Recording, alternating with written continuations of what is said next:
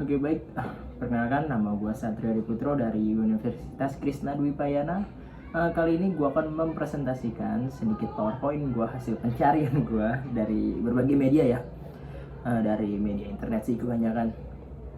Gue ingin mempresentasikan sedikit pendapat gue dan sedikit pengetahuan gue kepada kalian semua tentang bagaimana sikap kita terhadap kasus korupsi yang ada di Indonesia.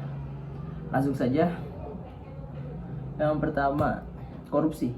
Sebelum kita memulai bagaimana sikap kita terhadap kasus korupsi, kita harus mengenal apa sih itu korupsi. Apa sih itu korupsi? Oke.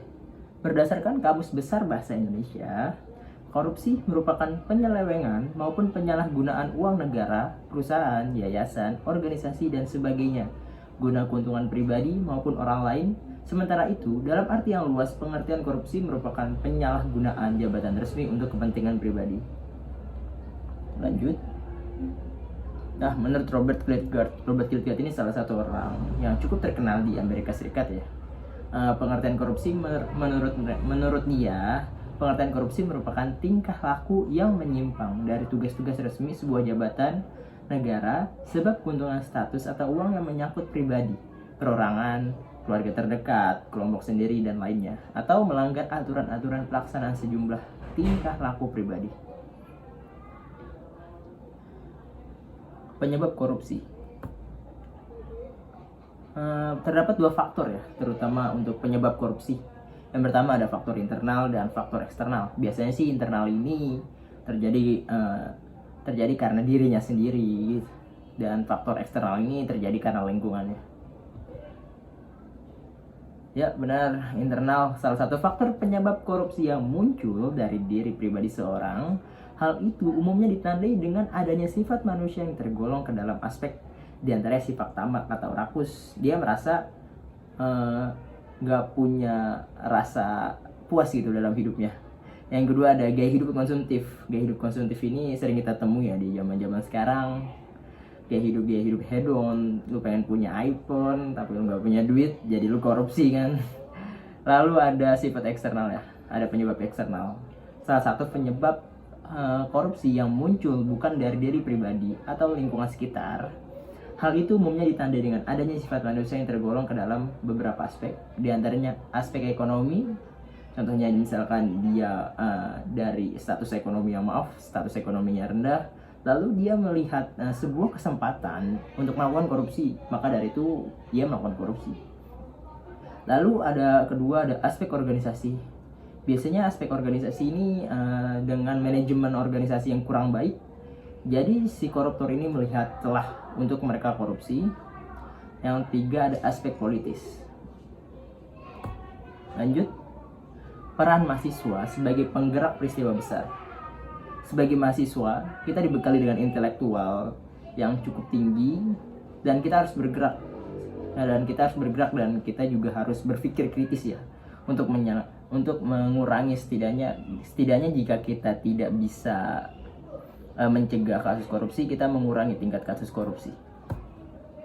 Nah, di sini ada peran mahasiswa sebagai penggerak peristiwa besar. Yang pertama ada Kebangkitan Nasional tahun 1908. Kebangkitan Nasional tahun 1908 ini ditandai dengan berdirinya organisasi pendidikan pertama di Indonesia ya.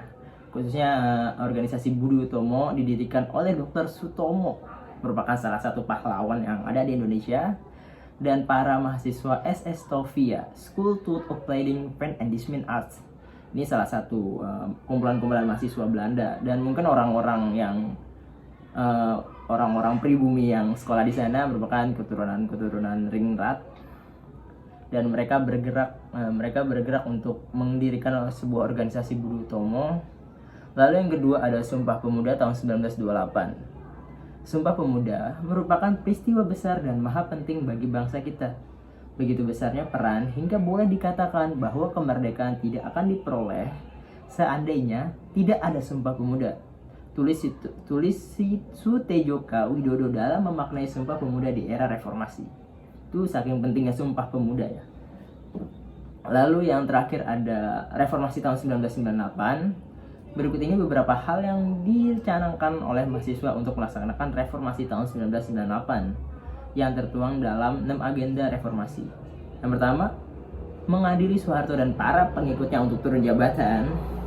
Yang kedua, melakukan amandemen Undang-Undang 1945. Yang ketiga, melakukan otonomi daerah yang seluas-luasnya. Yang keempat, menghapus dui fungsi ABRI. Yang kelima, menghapus korupsi, kolusi, dan nepotisme atau KKN.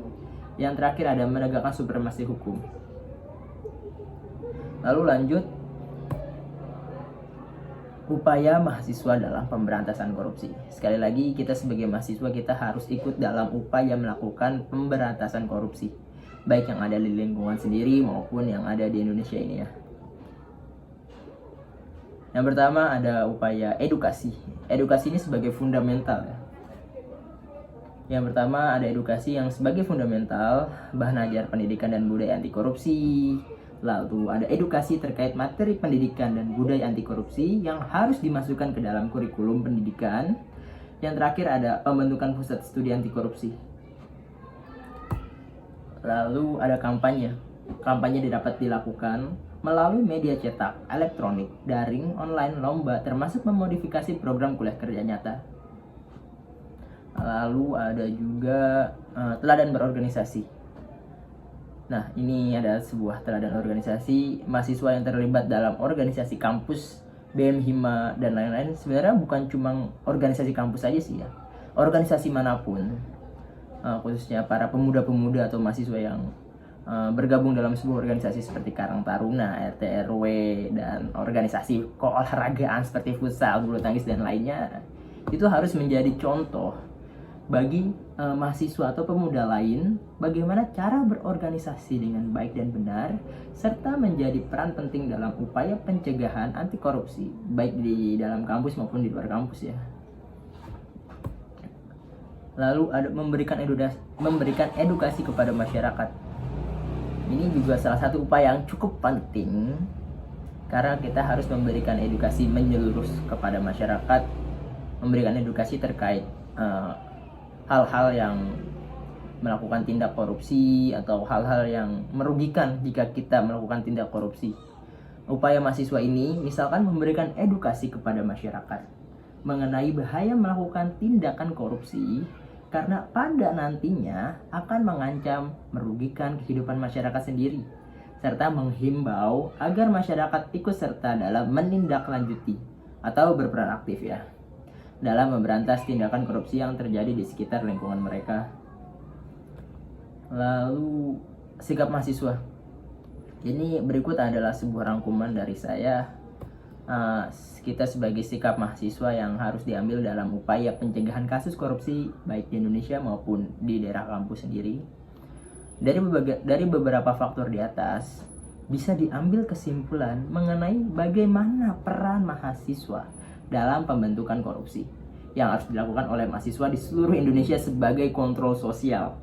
Mahasiswa harus berperan preventif terhadap korupsi dengan cara membantu masyarakat dalam mewujudkan ketentuan peraturan yang adil dan semua keputusan diambil oleh pemerintah maupun ketua organisasi ya.